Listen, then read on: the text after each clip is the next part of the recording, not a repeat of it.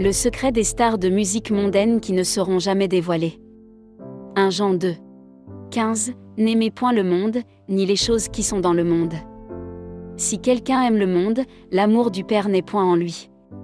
Sais-tu ce qui se cache derrière le succès des stars de la musique de ce monde, que tu aimes écouter en boucle? Sinon, alors je t'invite à suivre cet article jusqu'au bout, tu pourrais être surpris. Crois-tu que toutes ces musiques sont bonnes pour toi? Qu'il s'agisse de rap, R&B, pop rock, reggae, hip-hop, hard rock, makossa, beat QC, rumba, bolé, etc. D'où vient le succès de ces chanteurs?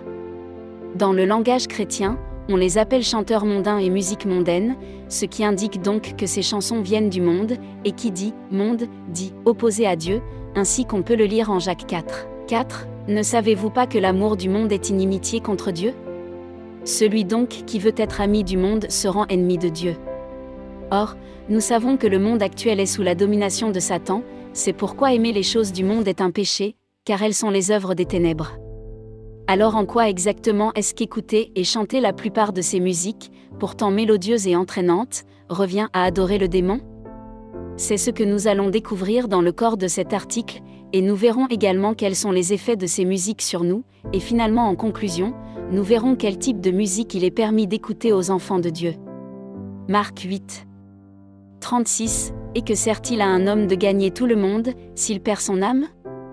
1. Le satanisme dans l'industrie de la musique. Pourquoi satanisme? Car en vue d'obtenir le succès, la richesse, la gloire, la plupart de ces chanteurs ont pactisé avec le diable. Et oui, l'industrie de la musique est l'une des plus grandes armes de séduction du diable, ces stars sont des instruments de séduction.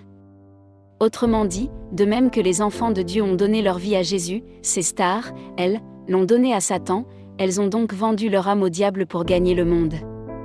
Cela se fait sous forme de pacte de sang, elles se retrouvent à signer un contrat avec leur sang. Or, dans le sang il y a la vie, il y a l'âme. Lévitique 17. 11. Car l'âme est dans le sang. De ce fait, elles deviennent la propriété de Satan, et en sont captives.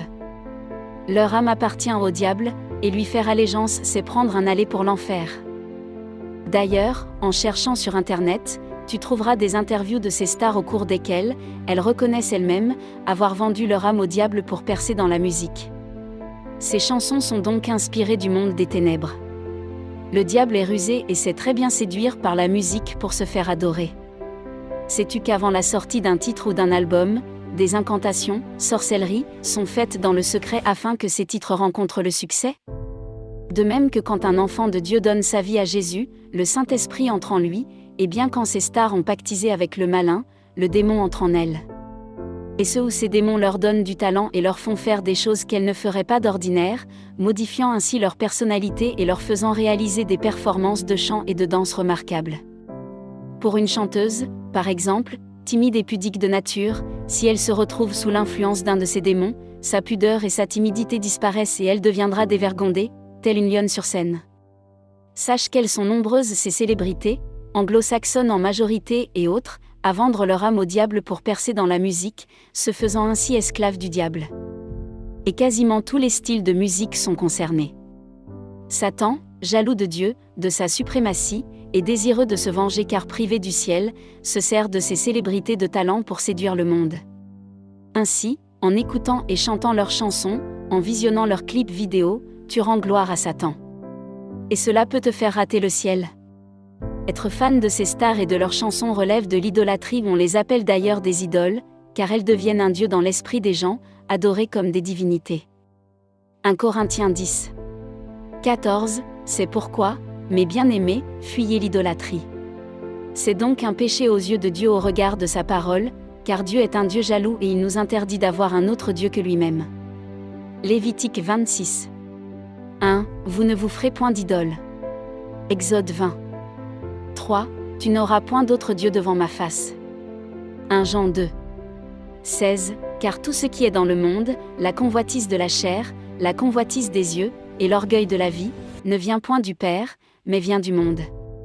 2. Quels sont les effets de ces musiques sur notre vie? Ces chansons sont là pour envoûter ton âme, ton esprit. Le diable utilise ces marionnettes de la musique pour emmener un tas d'âmes en enfer avec lui. Il les pare d'une apparence séduisante pour faire tomber les foules, d'une beauté, d'un charme maléfique. Ces musiques ont donc un impact occulte, spirituel et émotionnel néfaste pour ton âme. Les écouter et ou les chanter constituent une porte d'entrée aux démons. Tu les invites chez toi, dans ta vie, voire en toi. Attention aux clips que tu regardes, car cela influe aussi sur le subconscient, car les yeux sont des portes spirituelles, tout comme les oreilles, et visionner des vidéos avec des scènes impudiques ou violentes, ouvre une porte aux démons dans ta vie, par le biais des yeux, qui te pousseront inconsciemment à pécher en adoptant un comportement impudique,